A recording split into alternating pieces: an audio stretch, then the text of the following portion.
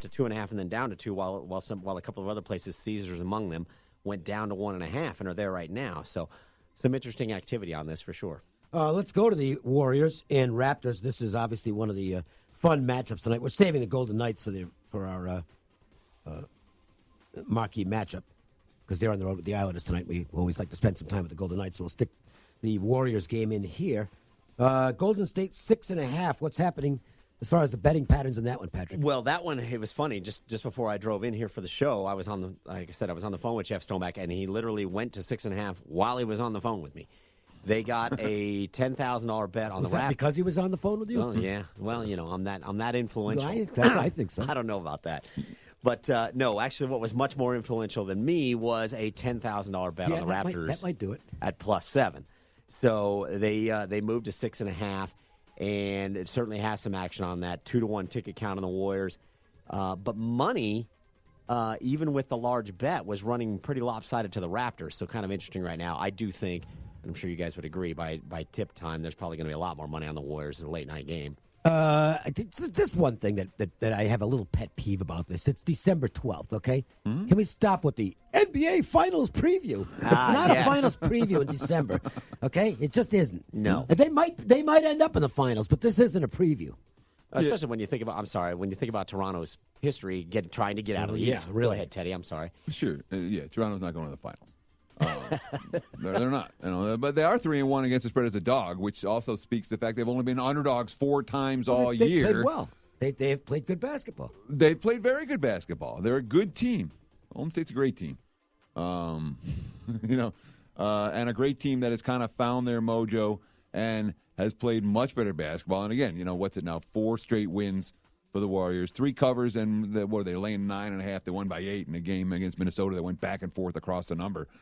Repeatedly. And they didn't even shoot well in that contest. They didn't shoot well against Milwaukee the game before that. This is a game where they might shoot well. I think Toronto's something of an overvalued commodity based on the fact, again, they've only been dogs 4 years. They really are 4 times all year. They really have been feasting on the week. The 2 NBA games are on ESPN. ESPN2 will show us the LSU-Houston college basketball game, and this line has come down from where it originally opened. The opener was considerably higher, in fact. Right now, Houston and LSU, we've got the Cougars -3.5, Teddy, so somebody likes Houston here. Yeah, I mean, well... They're playing good ball. Yeah, and they've been a very good home team when it comes to these non-conference games. I think 25 consecutive non-conference wins for the Cougs. And, of course, it's an LSU team that last year went on the road at the beginning of the season and bang, bang, bang, 1, 2, 3 road wins right in a row. I'm not convinced that this year's squad is going to be capable of having that same success right off the bat on the highway compared to last year's team. I think the price is, it's cheap. I'd be laying and not taking. Well, this is one that they opened later at MGM Books, so it's open 3.5, and it's still at 3.5. But ticket count is running in favor of Houston at this point. So it might tick back up before game time. I wouldn't be surprised if it does. I'm actually seeing 4s. They're starting to pop up. Oh, okay. Yeah. So there you go. NHL, look, this is not normally the type of game we would feature, but it's a national TV game.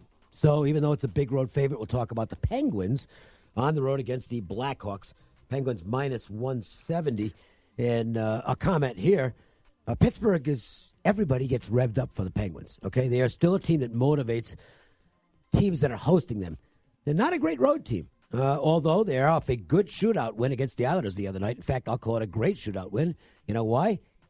Because I had the Penguins. Therefore, it was a great shootout win. I didn't have the stones to play this one, to be honest with you. They could just win a game once in a while. I think the Blackhawks are really going to be revved up tonight. And Crawford is going to get the start. I think they could maybe get an upset tonight. But I did not have the gumption to actually bet it. Has anybody been playing this game, Patrick? Has the line, looks like it's dipped a little bit. A little. Ticket count's pretty low at this point, and talked about this with Jeff Stoneback at MGM Books. But he did say, with the way that Pittsburgh people do, it does energize. It energizes other teams. It also energizes bettors. It's interesting because Chicago has long been a team, especially, Jeff has pointed this out to me many times in MGM books, that Chicago is a team that bettors really like to back year after year. year. So good for many years, but now Exactly. they are literally the worst team in the NHL. Yeah, they're running away from them now. But Jeff said with the money line that they have received so far, and also some parlay liability that includes people putting the pens on their ticket, they're going to need Chicago tonight. And they're going to need the under as well. If you look at this total, it opened 5.5, and now I'm seeing 6 over 25, 6 over 30, 6 over 35 even in some spots. So a lot of over money already between the Blackhawks and the Penguins. Let's talk a little bowl action on Saturday. We have, I guess there's 6 bowls, but we're leaving out the Celebration Bowl, okay? Sorry, Alcorn State and NCAA. How do they get to call it a bowl? Well, I don't know. It bothers me. They can call it whatever they want. No, because then people say, it's a bowl. Do you have an opinion on 2 teams that you haven't watched and haven't bet all year? I can't tell you a thing about either team. Yeah, I know where they're located. They're non-FBS teams. They're FCS teams playing in a bowl game. Some people track them, which is fine. Yeah, but they're the whole thing is FBS versus FCS. Sorry, I'm ranting and raving. No, but it makes sense. All right, anyway, let's talk about the FBS games. In North Texas, Utah State, Teddy, a steady flow here on the North Texas side. I think it's got everything to do with the Utah State coaching transition thing in it. Look, sometimes there's a lot of excitement about a new coach coming in. I don't think that's the case here. They lost Wells, and they're bringing in a retread from their own school. Sure, but the retread had great success. He did. I mean, he did. When you think about where the Utah State program was when Gary Anderson got there. But there's that old expression, you can't go home again. Huh? I don't know why I'm saying that, but the betting market certainly seem to think so. Then I think Patrick will tell us. Is it a steady stream or has it been a deluge? It's just been a steady stream. All of these games Saturday as of Monday were very lightly bet, but obviously there's been a little bit of shifting gears over the last couple of days, particularly with this game. And Jeff Stonebeck at MGM Books said it's North Texas seeing the money thus far. Definitely sharp money on the Mean Green. I'm sure, as you pointed out, Dave, that it's the coaching change comes into this. Well, it's also I do think this is fair to say it's not really where Utah State was hoping to be. Sure. Okay, they were. North Texas is not an exciting opponent for the Aggies. Just following up, this game has the most action of that first set of bowl games, that 5-game Saturday slate. Really, more than the Mountain West Pac-12 game. Right now, yes. That'll change. I think that's going to change dramatically as the weekend hits. Utah State opened 10 at MGM Books down to 8. The Cure Bowl is kind of fun because you have UL Lafayette comes out of the Sun Belt and they're not playing where they wanted to play. Okay, they wanted to play in New Orleans. Yep. But they didn't win their title game, so they get stuck someplace else. Not a good situation. And then they find out the opponent's Tulane, so it turns into a rivalry game. I have no idea what to do with this game because I don't want Tulane as a favorite. I do think they're the better team. Both teams should have success running the football. In running the football, do you want to play over in a game where teams are going to run the football? It's a very confusing matchup to me. This is the easiest pass on the board for me, Teddy. This total feels really high to me. I'll tell you that because you're right. The Raging Cajuns, that's what they want to do. They don't want to play a game with 15 possessions. They want to play a game with 9 possessions. You look at Tulane and what's their MO all year long. It's, shorten the game, grind it out on the ground. So I don't see either team pushing the pace here. And when you talk about explosive downfield playmakers, Green Wave and the Raging Cajuns aren't 2 teams that are loaded with them. So no. By the way, Fritz fired the offensive coordinator because he didn't want to run the ball enough.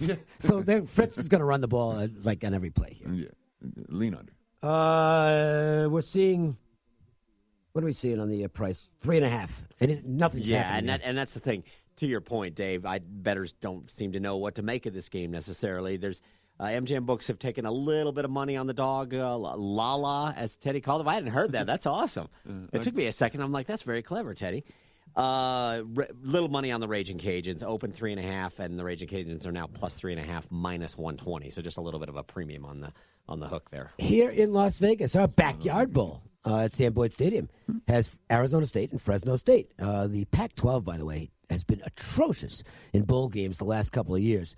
I mean really bad. If you just blind played against the Pac-12 last 2 years, you're driving a nice new vehicle, and it's probably not one of those little tiny things that, that look like scooters. Toasters. Yeah, those things scare the crap out of me.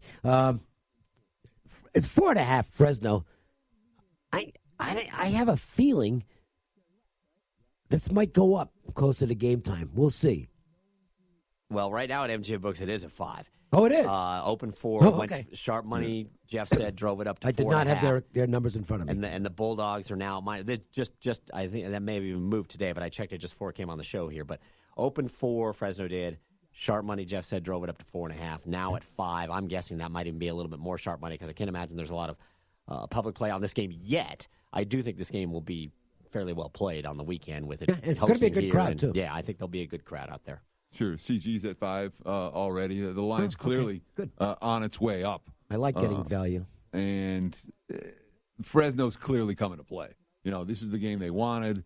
They've been angling for this all year. And when you have sometimes in these early bowl games, you have the motivation questions. Fresno is a team that neither I nor the betting market seem to have any questions about in terms of motivation for the Las Vegas Bowl. We have 2 more Saturday bowl games. We will get to those, and also a little NFL betting rundown, early NFL betting rundown, except for one game, which takes place tomorrow. Plus, we'll get you a Joe's Angle of the Night, which I glanced at. I think it's 20 and 20-0. 20-0. So you got to find out about that. And we'll do that right after this. The Las Vegas Sports Line. I'm with Cliff Miller from MJ Christensen at Boca Park. Cliff, I'm an old guy. I got some old jewelry. Any ideas what I can do with it? Oh, absolutely. One of our largest categories is custom design. My son Rusty does it all. And it's the most incredible thing to see styles that are 30, 40 years old that people haven't worn in years and see what he creates out of those diamonds, precious gems, and that metal. And you will be sparkling and feel top of the world when you leave MJ Christensen. MJ Christensen, located at Boca Park. Hey guys, have you been hearing about low T and testosterone therapy? Testosterone is the cornerstone of a man's health. After age 30, we may lose about 2% of our testosterone each year. This causes us to lose energy, get fatter, lose sex drive, and disrupts our sleep.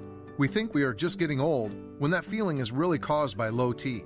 Universal Men's Clinic has local medical providers specializing in restoring your testosterone. We have had success with many patients. Our medical staff will monitor every step of your progress, evaluating your blood levels and symptoms. Within a few weeks, many patients have reported more natural energy and a better sex drive. Within a few months, many active patients report stronger bodies and the physical performance of their younger days. Call Universal Men's Clinic at 702-430-6994. That's 702-430-6994. Or visit universalmensclinic.com. Banking means growing, moving into your first home or into your dream home. Banking means improving, starting your business or building your empire. Banking means living, planning your retirement or securing the future. And with Nevada State Bank, banking means helping. Our knowledgeable local team is here to serve you no matter what you want from life. Nevada State Bank. Bring your banking home at nsbank.com. A division of ZBNA, member FDIC, equal housing lender, NMLS 467014. Dan owed an unbelievable amount of money to the IRS. I got behind on my taxes. It's a horrible feeling. He was in denial. And when I got those letters from the IRS, you wanted to act like they didn't exist. Finally, Dan turned to Optima Tax Relief, the leading tax resolution firm. A-plus rated by the Better Business Bureau, they've resolved over $500 million for their clients. Optima got me a settlement with the IRS. These people are really people-friendly. It was every bit of a new lease on life for me. The fast action and the great results made Dan's head spin. I felt like I was in a dream, but it's real, and I have paperwork to prove it. They got the job done, and life is good. For tax help you can trust, call Optima now for a free consultation. If you're worried about what's going to happen with the IRS, stop worrying. Make the call now. Call 800-375-2922. 800-375-2922. 800-375-2922. Optima Tax Relief. Testimonial from an actual client. Some restrictions apply. For complete details, please visit OptimaTaxRelief.com. Every Friday during football season, join us from 6 until 7 p.m. for the William Hill Radio Show hosted by Paulie Howard, live from Hooters Casino Hotel. He'll break down all the weekend action, including who bettors are backing the most. After the show, make Hooters Casino Hotel your home for game day with great food and drink specials, plus continuous live in-play wagering. For all the details, visit williamhill.us. Saturdays and Sundays during football season, enjoy 5